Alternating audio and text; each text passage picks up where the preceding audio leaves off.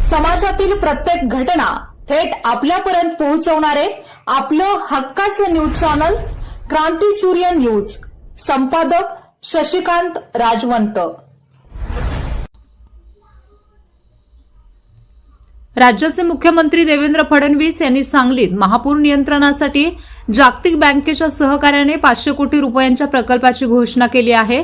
दरवर्षी येणाऱ्या महापुरामुळे लोकांची शेती, घरे आणि मालमत्ता बुडून मोठ्या प्रमाणात नुकसान होत असताना या प्रकल्पामुळे त्या सर्व समस्यांचा सोडवणूक होणार आहे.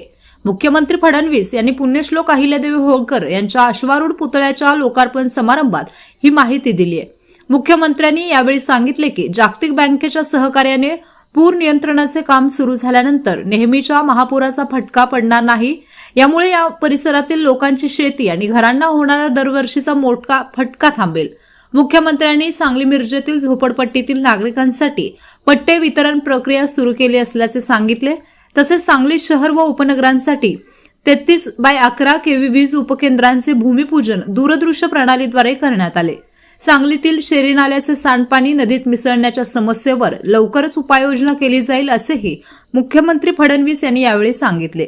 यावेळी पालकमंत्री चंद्रकांत पाटील, खासदार विशाल पाटील, आमदार सुधीर गाडगीळ, आमदार सुरेश खाडे, आमदार गोपीचंद पडळकर, आमदार जयंत पाटील, आमदार विश्वजित कदम आणि इतर स्थानिक नेते उपस्थित होते. आज हा अतिशय सुंदर पुतळ्याचं उद्घाटन आपण या ठिकाणी केलंय. त्यासोबत आपण 5 उपकेंद्र देखील दिली आहेत. खरं म्हणजे महाराष्ट्राच्या इतिहासात पहिल्यांदा झालं की एखाद्या शहराला एकाच वेळी 5 उपकेंद्र मिळाले आणि यामुळे मोठ्या प्रमाणात विजेची जी आपली क्षमता आहे ती वाढणार आहे.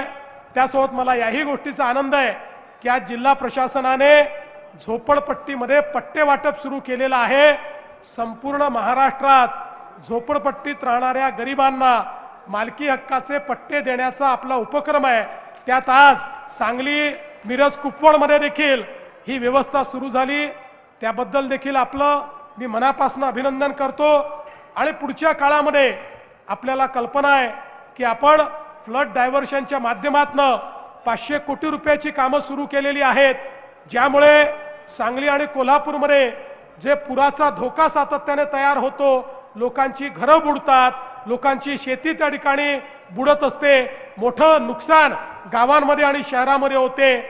या संदर्भात वर्ल्ड बँकेच्या माध्यमातून आपण पूर नियंत्रणाचं 500 कोटी रुपयाचं काम हे आता सुरू केलेलं आहे.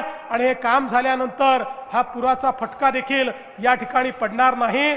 पुढच्या काळामध्ये शेरी नाल्याचं काम आपल्याला हातामध्ये घ्यायचं आहे. या ठिकाणची अनेक कार्य आहेत, ही सगळी कार्य आपल्याला करायची आहेत. आज मी त्याबद्दल जास्त बोलणार नाही, कारण आजचा दिवस हा लोकमाता अहिल्या देवींना समर्पित अशा प्रकारचा दिवस आहे. आणि म्हणून आज आपण सगळे मिळून हा संकल्प करू की हयात त्यांनी दाखवलेला मार्ग, छत्रपती शिवाजी महाराजांनी दाखवलेला मार्ग आणि डॉक्टर बाबासाहेब आंबेडकरांनी दाखवलेला संविधानाचा मार्ग, या मार्गानेच आम्ही चालत राहू अशा प्रकारचा संकल्प या ठिकाणी घेतो. आणि माझं बोलणं संपवतो. धन्यवाद. जय हिंद, जय महाराष्ट्र.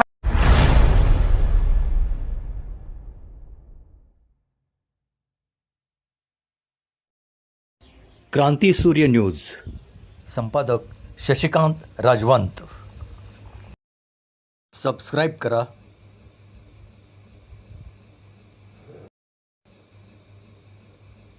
बेल आयकॉनला क्लिक करा